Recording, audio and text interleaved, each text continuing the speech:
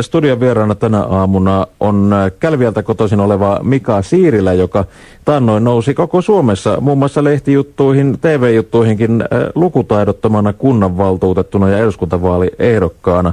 Hyvää huomenta, Mika. No hyvää huomenta.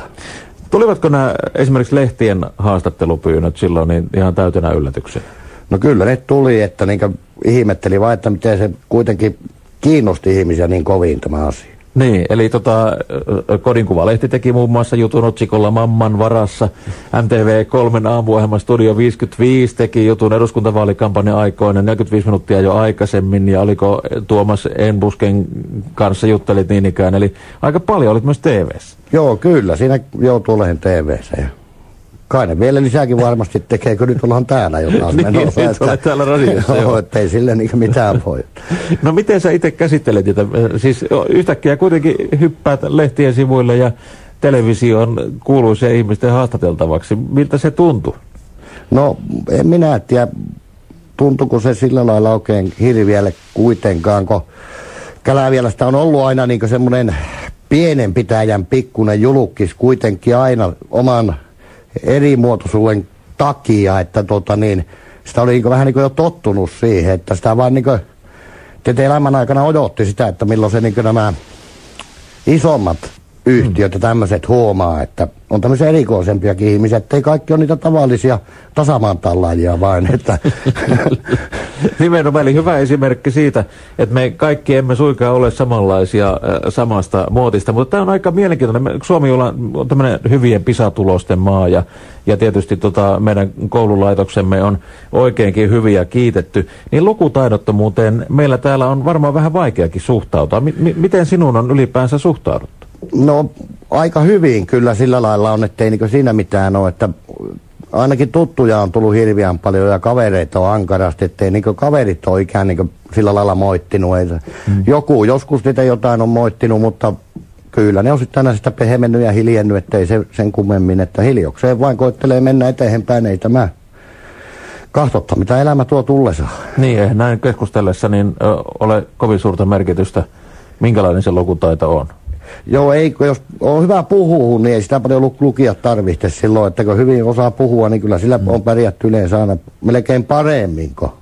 Ja sitten mä oon sanonut, että 1000 kuvaa kertoo enemmän kuin yksi sana, että sekin on vain semmoinen tilanne, että kyllä sitä joutuu sillä lailla itse miettimään niitä asioita monta kertaa. Niin, eli sinulla on erinomainen kuvamuisti, sinulle asiat jäävät mieleen niitä kuvien kautta. Kyllä, joo, että nimiähän ei taho, kun ihmisiä näkee paljon, niin nimi ei muista, mutta sen naaman muistaa. Mä tohin sanoa, että armeijan kavereitakin muistaa naamalta melkein koko meidän tuvaan, jos ne kävelee vain vastaan.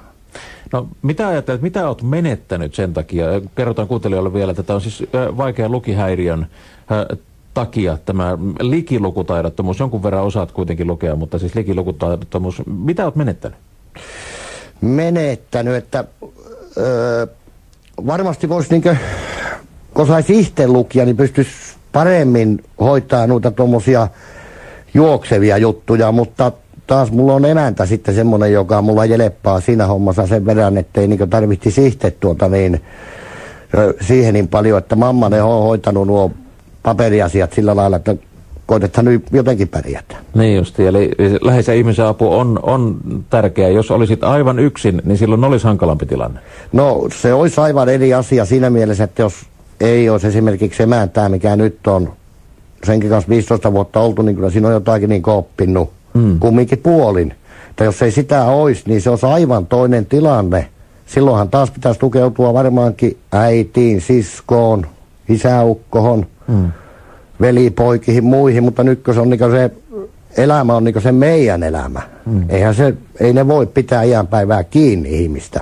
Kuitenkaan se omakaan porukka ja perhe ja että pitää se ihmisen saada sitä omaakin semmoista sitä semmoista omaa aikaa ja sitä semmoista, että on hyvä elää, se on mukava.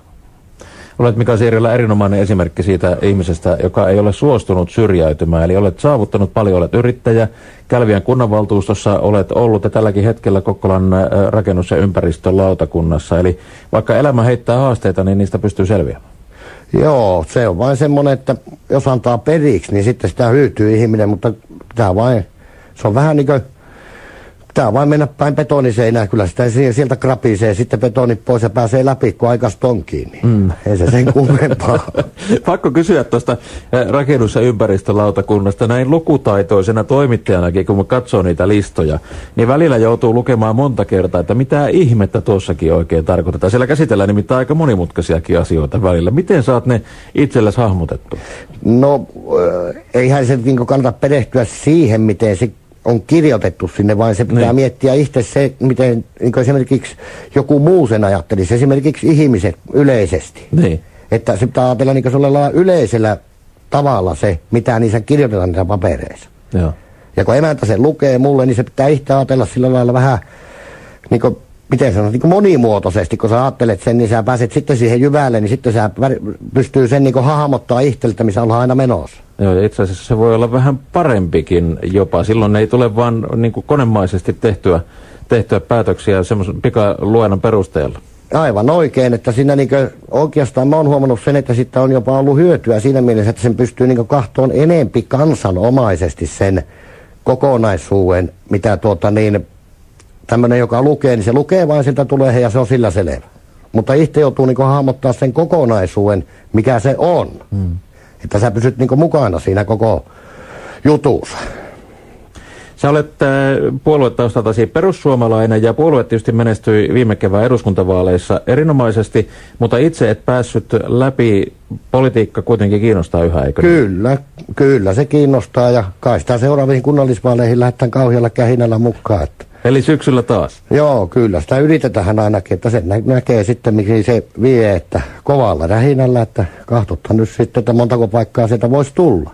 Meillä Kokkolassa on erittäin mielenkiintoinen tilanne ensi syksyn vaaleissa, koska nyt liitoskuntien väki oikeastaan ensimmäistä kertaa pääsee Kokkolassa sisällä olevana äänestämään. Mitä arvelet? Miten se näkyy ja tuntuu tuolla meidän valtuustossa?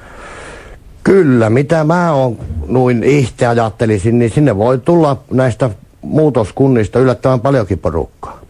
Itse vain ajattelisin, että kahtonut, että ei nyt sano nimiä eikä mitään, mutta vain seurannut tätä, että nämä Kokkolan, jotka on ollut kaupunginvaltuustossa, niin ne on pitänyt aika matalaa profiilia vain ja antanut aika paljon periksi näille virkamiehille. Niin, arveletko, että siellä teillä ollaan vähän kyllästyttyjä nyt siihen, niin, että täällä kantakaupungin asiat hoidetaan ja niin poispäin? Kyllä, vähän tätä linjaa, että se on niin kuin virkamiehillä on liian suuri päätös tässä kaupungissa.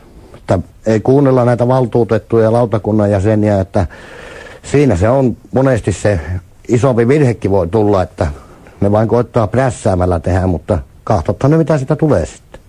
Tämä uhkaa lipsahtaa politiikan puolelle meillä tämä puhe, mutta sehän ei haittaa mitään. Se on nimittäin, kuntavaalit ovat tulossa ja nyt tälläkin hetkellä me toivomme teiltä, hyvät kuuntelijat, muun muassa meidän Yle Keski-Pohjanmaan ja Yleisradion vaalikoneeseen hyviä mielenkiintoisia kysymyksiä semmoisena vinkkinä tässä yhteydessä. Mika Siirilä, kiitos vierailusta.